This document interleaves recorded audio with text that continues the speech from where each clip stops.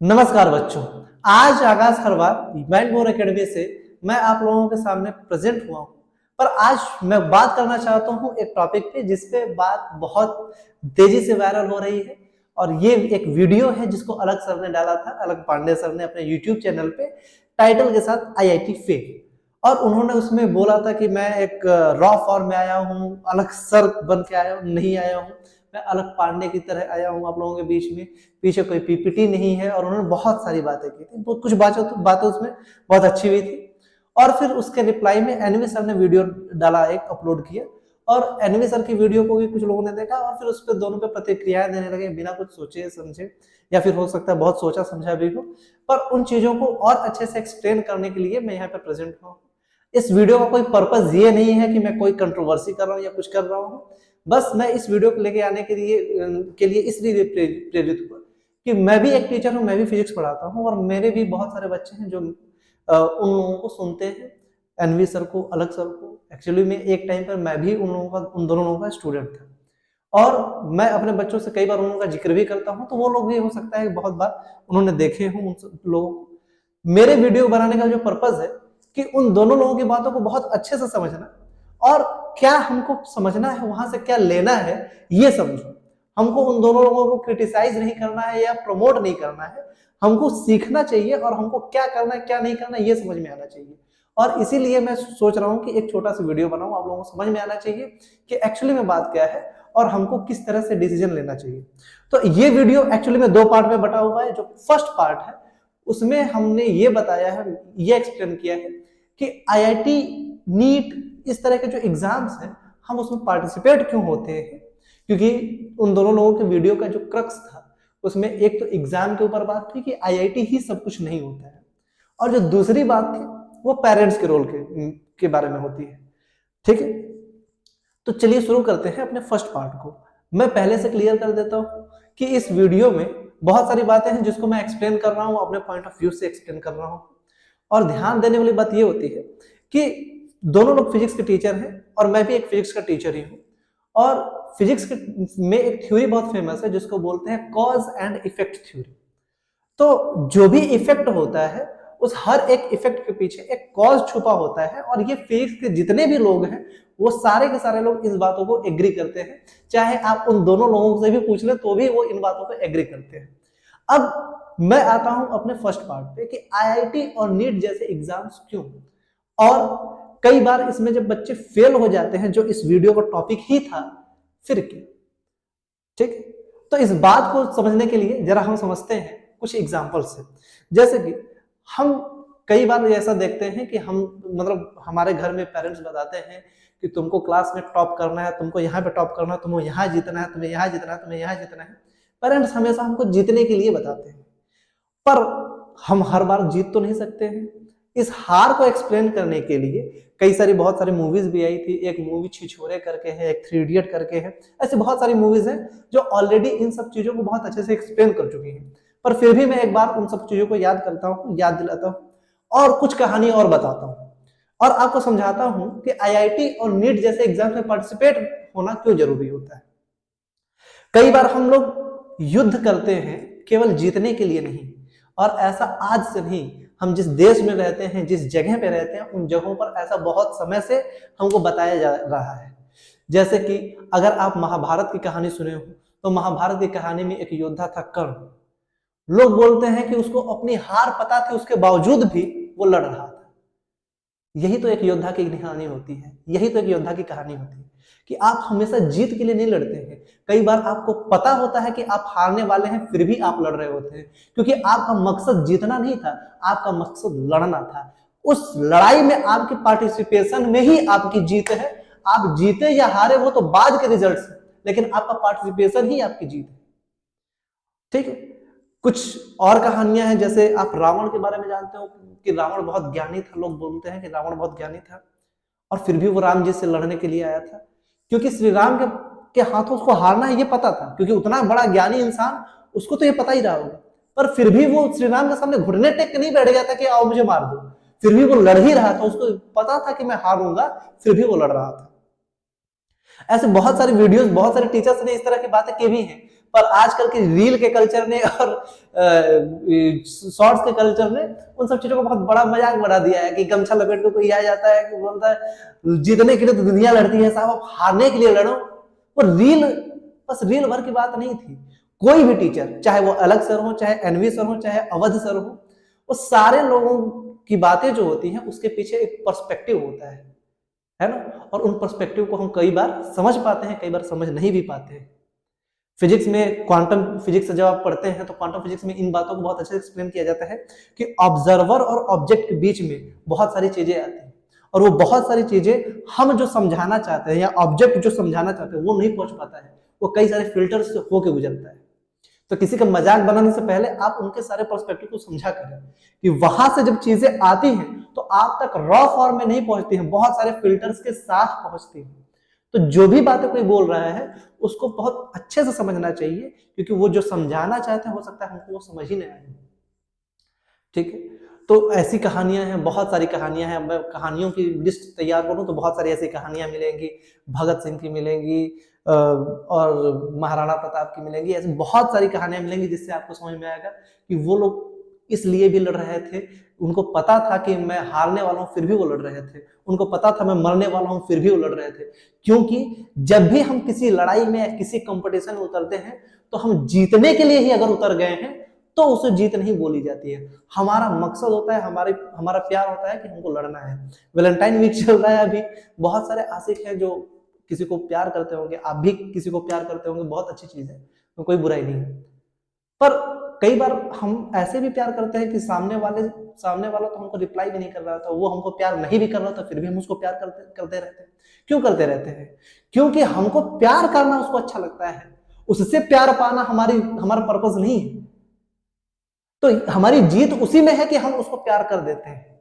ठीक है, तो जब कई बार आप लोग आईआईटी और नीट के एग्जाम्स में बैठते हैं तो आप सोचते हैं कि मैं इसको क्रैक कर दूंगा तो मैं जीतूंगा, मैं इसको फोड़ दूंगा तो मैं जीतूंगा। आपकी जीत वहां पे नहीं होती है, आपकी जीत बहुत अच्छे से प्रिपरेशन करके उस एग्जाम में पार्टिसिपेट करने में ही हो जाती है। मैं ऐसा क्यों बोल रहा हूं? क्योंकि कई बार ऐसे युद्ध होते हैं, ऐसे योद्धा होते हैं कि जो उस युद्ध में हारने के बावजूद भी कई लोग जो जीत चुके हैं उनसे ऊपर होते हैं, क्योंकि आपने युद्ध उस स्तर का लड़ा था। आप वर्ल्ड के टफेस्ट एग्जाम्स में पार्टिसिपेट कर रहे हैं, आप आईआईटी के एग्जाम में बैठ रहे हैं, आप नीट के एग्जाम में बैठ रहे हैं। इसमें कंपटीशन करना इतना आसान नहीं है, सबके बस की बात नहीं होती है, पर फिर भी आप उसमें पार्टिसिपेट कर रहे थे। तो आप पार्टिसिपेट करके ही जीत गए हैं। ये फेल जो वर्ड है, ये वर्ड ही गलत है। आप फेल नहीं हुए थे, आप तो जीते हैं। और आपका सिलेक्शन अगर इस बार नहीं हुआ है, आप नेक्स्ट टाइम सोच रहे हैं कि अब अगली बार तो मैं दूंगा ही नहीं, तो जाग जाओ भैया, अगली बार फिर से दो। अगर आपको सच में आईआईटी जाना था, तो आपको अगर सच में मेंस क्रैक करके एनआईटी जाना था, तो आप सच में इंजीनियर बनना चाहते थे तो, क्योंकि जेईई या नीट जैसे जो एग्जाम्स हैं वो आईआईटीएंस या डॉक्टर्स बनाते नहीं है, आईआईटीएंस और डॉक्टर्स को छांटते हैं। जो इंजीनियर है वही जेईई क्रैक कर सकता है, जेईई क्रैक करने के बाद वो इंजीनियर नहीं बनता है। जो डॉक्टर है वही नीट क्रैक कर सकता है, वो नीट क्रैक करने के बाद डॉक्टर नहीं बनता है। इन सब बातों को बहुत अच्छे से समझना, क्योंकि वो एंट्रेंस टेस्ट है, वो मैन्युफैक्चरिंग टेस्ट नहीं है कि आप वो बनाएंगे नहीं, वो छाटेंगे आपको, वो उसमें वही एंटर करेगा जो पहले से। तो जेई और नीट और या यूपीएससी या जितने भी टफेस्ट एग्जाम्स हैं, इसमें पार्टिसिपेट करके आप ये समझते हैं कि टफेस्ट बैटल्स की तैयारी कैसे की जाती है, उसमें लड़ा कैसे जाता है, उसमें भिड़ा कैसे जाता है, उसके लिए हम अपने आप को इंप्रूव कैसे करते हैं, ये सब कुछ उसमें सीखने को मिलता है। आप जो बच्चे जेई की प्रिपरेशन कर रहा है उसको ये कम से कम समझ में आ जाता है कि मेहनत करना जिंदगी में कितना इंपॉर्टेंट है, और वो जिंदगी में दोबारा कभी मेहनत करने से कतराता नहीं है। आपको ये सीखना था ना। हम अब बहुत बार इसमें बोला गया, एक्सप्लेन किया गया कि संघर्ष क्या होता है, दुख क्या होता है। संघर्ष, दुख, ये सब कुछ एक्सप्लेनेशन जो है वो ठीक है, वो आप लेते रहना, बहुत अच्छी बात है वो, क्योंकि फिजिक्स के टीचर हैं, ये फिजिक्स जहां पर खत्म होते ही क्वांटम फिजिक्स की बात आती है, वैसे वैसे वो क्वांटम फिजिक्स में ज्यादातर बातें फिलोसफिकल हो जाती है, फिलोसफी से जुड़ी हुई होती है। तो जो फिजिक्स के टीचर है वो इसके एक्सप्लेनेशन बहुत बार देते रहते हैं, कई बार मैं भी अपनी क्लासेस में देता रहता हूँ। तो उन सब एक्सप्लेनेशन को समझो पहले। पर मैं ये बोलता हूं कि चाहे आपको आज दुख हुआ हो, चाहे संघर्ष हुआ, चाहे जो भी हुआ हो, पर वो केवल इकलौते आप नहीं है जो आप सह रहे हैं, वो सब लोग हैं। और जो सक्सेसफुल होना चाहता है, जो जीरो से उठ के हीरो बनना चाहता है, उस सबको सहना पड़ता है, और उसके लिए तैयार रहिए। आपको लगता है कि मैं आईआईटी छोड़ दूंगा, किसी और चीज में चला जाऊंगा और वहां पे मैं खुश रहूंगा, तो ऐसा बिल्कुल नहीं होने वाला। आप जहां पे जाएंगे आपको वहां पे दुख मिलेगा, आपको वहां पर संघर्ष करना पड़ेगा, चाहे आप उसको दुख मानते हो चाहे संघर्ष मानते हो। वो आपकी फील्ड बदल लेने से नहीं बदल जाएगा। या हो सकता है कि कई बार लोगों को लगता है कि मैं 12th पास कर लूंगा तो मेरे सारे दुख और सारे संघर्ष खत्म हो जाएंगे। नहीं होंगे, और बढ़ जाएंगे। फिर उसके बाद ग्रेजुएशन में जाते हैं तो हम लोग होता है कि जब जॉब करने लगेंगे तब हमारा दुख संघर्ष खत्म हो जाएंगे। नहीं, और बढ़ जाएंगे भाई। फिर उसके बाद शादी होती है तो लगता है कि शादी के बाद जिंदगी मस्त है, उसके बाद नहीं होता है। ये सारे के सारे भ्रम है जो सोसाइटी ने आपके दिमाग में भर रखे हैं। कुछ भी ऐसा नहीं होता है। संघर्ष दुख ये हमेशा हो सकता है, बढ़े, कम नहीं होने वाले और खत्म नहीं होने वाले। लेकिन आप जो काम कर रहे हैं, अगर आपको उस काम से मोहब्बत है तो फिर वो सारे दुख सारे संघर्ष आपको एक जर्नी की तरह नजर आएंगे। उससे आप घबराएंगे नहीं, आप उसको एंजॉय करते हुए उसको पार कर जाएंगे, है ना। तो जब भी अपने सपनों को चुनिए तो वो अपनी पसंद से चुनिए। आप अगर इंजीनियर बनना चाहते हैं तो आपको एक नहीं 10 अटेम्प्ट देने हैं, आप दीजिए। वैसे उतने अटेम्प्ट होते नहीं है, पर जितने अटेम्प्ट आपको मिले वो सारे अटेम्प्ट दीजिए। एक एग्जाम से घबराना नहीं होता, एग्जाम से डरना नहीं होता, भागना नहीं होता है।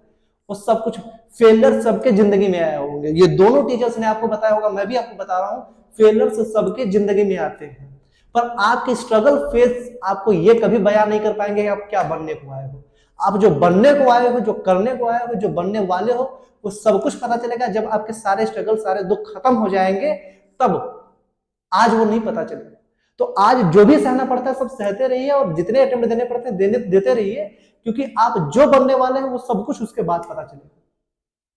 और हम इंसान जो बनते हैं वो सब कुछ हमारे स्ट्रगल्स का, हमारे कंपटीशंस का और हमारे तैयारियों का नतीजा होता है। मैं आज पढ़ा रहा हूं या कोई भी जो अपनी जिंदगी में किसी भी मुकाम तक पहुंचा है, वो उनके संघर्षों का रिजल्ट रहा है। ऐसा नहीं है कि कोई पहले से ही बन के आया है। तो स्ट्रगल से परेशान मत होना, समझ लेना कि वो स्ट्रगल आपको कुछ ना कुछ बनाने के लिए आया है। हर एक ठोकर आपको कुछ ना कुछ बना के जा रही है, कुछ खराब नहीं कर रही है आपका। तो उन ठोकरों को एक्सेप्ट करिए, खुशी से एक्सेप्ट करिए कि एटलीस्ट आपकी जिंदगी में स्ट्रगल तो है। एक कविता है, एक लाइन याद आती है कि युद्ध नहीं जिनके जीवन में वो भी बड़े अभागे होंगे, या तो प्रण को तोड़ा होगा या तो रण से भागे होंगे। याद रखना इन बातों को कि दुख है, तकलीफ है, संघर्ष है जिंदगी में, तो आप भाग्यशाली हैं। अभागे वो लोग हैं जिनकी जिंदगी में दुख नहीं है, तकलीफ नहीं है। मरे हुए लोग हैं। तो जिंदा हो तो उसका प्रमाण दो, लड़ो, जीतो, हारो, जो भी हो, लड़ते रहो। फिर इस वीडियो में जो सेकंड पार्ट है उस बात पे आते हैं, जो बात की गई पेरेंट्स के बारे में, माँ बाप के बारे में। बोला गया था, अलग सर के द्वारा ही बोला गया था कि माँ बाप शैतान होते हैं, माँ बाप कभी कभार बच्चों को समझ नहीं पाते हैं, वो डांटते हैं, वो पीटते हैं, ये करते हैं, वो करते हैं, तमाम तरह की बातें। एक्चुअली में उन बातों से मैं कंप्लीटली डिसएग्री करता हूं। उसमें 1% तुक नहीं बनता है। आप अपने माँ बाप को दोष दे रहे हैं किसी भी चीज के लिए। देखो, हो सकता है, मैं मानता हूं कि कुछ लोगों के माँ बाप उनके सपनों के अगेंस्ट हो सकते हैं, पर अब उन्होंने आपके सपनों को नकारा नहीं। वो अपनी समझ से बस ये जानते हैं कि उन्होंने आपसे ज्यादा दुनिया देखी, तो वो बस ये जानते हैं कि मैं जहां तक देख पा रहा हूं वहां तक इसके सपने, हो सकता है इसको अंधकार में या गर्त में लेके जा सकते। तो वो आपको संवारते हैं, संभालते हैं, आपको डांट रहे हैं, मार रहे हैं, पीट रहे हैं, जो भी कर रहे हैं वो आपके बेटरमेंट के लिए कर रहे हैं। उन्होंने आपसे लड़ाई नहीं लड़ी है, उन्होंने आपसे दुश्मनी नहीं पालनी है। उनका केवल एक ही मकसद है कि हमारा बेटा सक्सेसफुल हो जाना चाहिए। अब ये बात तय है, ये बात होगी ही होगी कि हमारे और हमारे पेरेंट्स के बीच में एक जनरेशन गैप रहता है। तो हो सकता है कई सारी अपॉर्चुनिटीज जैसे हम देखते हैं वैसे हमारे माँ बाप नहीं देख पाते हैं। तो आपको लगता है कि वो गलत है, नहीं गलत है वो भाई। उन्होंने जिस चीज के बारे में किसी को पता ही नहीं, वो उस चीज को सही या गलत कैसे ठहरा सकता है? नहीं ठहरा सकता। पर इसमें उनकी गलती नहीं है। आप हो सकता है तो उनको समझाएं, हो सकता है तो आप ये प्रूव करें, ये भरोसा दिलाएं कि मैं जो करना चाहता हूँ उसको मैं बहुत अच्छे से कर लूंगा। आपके माँ बाप आपको कभी नहीं रोकेंगे, वो रोक तभी तक रहे हैं जब तक उनको लग रहा है कि आप कहीं गलत जगह पे ना पहुंच जाए। टीचर से ज्यादा तो माँ बाप के रिश्तों को मुझे लगता है कि स्टैंड अप कॉमेडियन, और वो स्टैंड अप कॉमेडी का so called stand up comedian है, क्योंकि मुझे वो इंसान एक फिलोसफिकल इंसान बहुत ज्यादा लगता है। नाम है जाकिर खान। उनकी एक लाइन है कि माँ बाप आपके सपनों के खिलाफ नहीं होते हैं, वो बस आपको कभी गरीब नहीं देखना चाहते हैं। ध्यान रखना इन बातों को। कोई भी इंसान हो, कोई भी लड़का हो, उसके माँ बाप अगर सिखा रहे हैं तो उसके बेहतर होने के लिए सिखा रहे हैं। हो सकता है उनको बहुत सारी चीजें ना समझ में आई हो, तो पर आप समझाइए, आप उनको भरोसा दिलाइए, दिलासा दिलाइए कि नहीं, आपको इतनी चिंता करने की जरूरत नहीं है, मैं एक दिन कुछ ना कुछ बनूंगा, बहुत अच्छा बनूंगा। और आप बनेंगे भी, आपके अंदर उतनी काबिलियत है तो आप बनेंगे भी।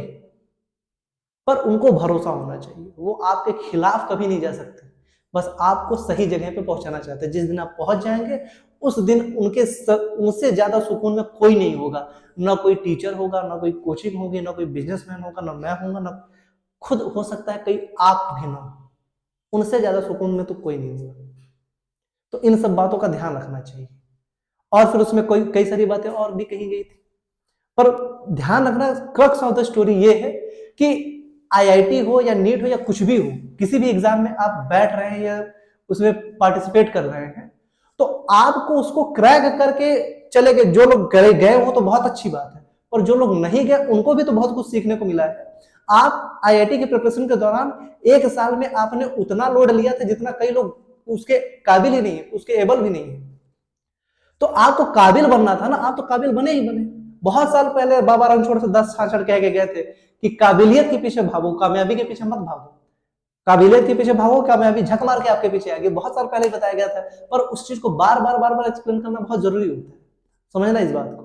तो जब भी आप किसी भी एग्जाम में पार्टिसिपेट करते हैं तो वो एग्जाम आपके अंदर काबिलियत भरता है, और उस काबिलियत से आप कामयाब होंगे। कोई हो सकता है कि कोई आईआईटी पहुंचने के बावजूद भी उतना बेहतर ना कर पाए जितना आप आईआईटी में ना पहुंचने के बावजूद कर जाए, हो सकता है। ऐसी सिचुएशंस कई बार देखी गई है, जैसा कि अलग सर ने अपने वीडियो में भी बताया।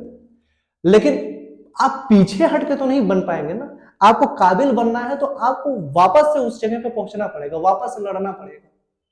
आपको पता हो कि मैं नहीं हो सकता हूं, फिर भी मेरा सिलेक्शन नहीं हो सकता है, फिर भी क्यों? क्योंकि आपको सेलेक्ट होने के लिए, आपको जीतने के लिए नहीं जाना था, आपको वहां पर लड़ने के लिए जाना था। आपकी लड़ाई में ही आपकी जीत थी। आपके जीतने में तो ठीक, बहुत सारे लोग हैं, बहुत सारी लाइन्स है, कहते हैं सफर खूबसूरत है मंजिल से भी। तो सफर को एंजॉय करो, मंजिल के लिए क्यों भागे पड़े हो? मंजिल तो एक ना एक दिन कहीं ना कहीं पहुंचना ही है सबको, चाहे इस रास्ते से पहुंचो चाहे उस रास्ते से पहुंचो। रास्ते बहुत सारे हैं पहुंचने के, एक रास्ता नहीं, बहुत सारे रास्ते हैं, पर मंजिल तक पहुंच ही जाएंगे। उन रास्तों को एंजॉय करते हुए चलना है, उससे टेंशन नहीं लेनी है। बहुत सारे बच्चे हैं बहुत गलत कदम उठा लेते हैं फेल होते हुए। अब गलत कदम में अपना पर्सनल लॉस करते हैं। पर्सनल लॉस में बहुत तरह के लॉस होते हैं। अपने प्राणों को त्यागना ही एक लॉस नहीं होता है।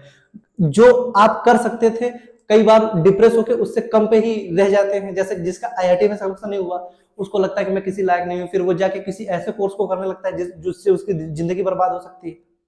आपको वहां पे भी आपका लॉस ही हो रहा है, वहां पे भी वो कदम गलत ही बोला जाता है, उतना ही गलत जितना किसी ने अपने प्राणों को त्यागा था।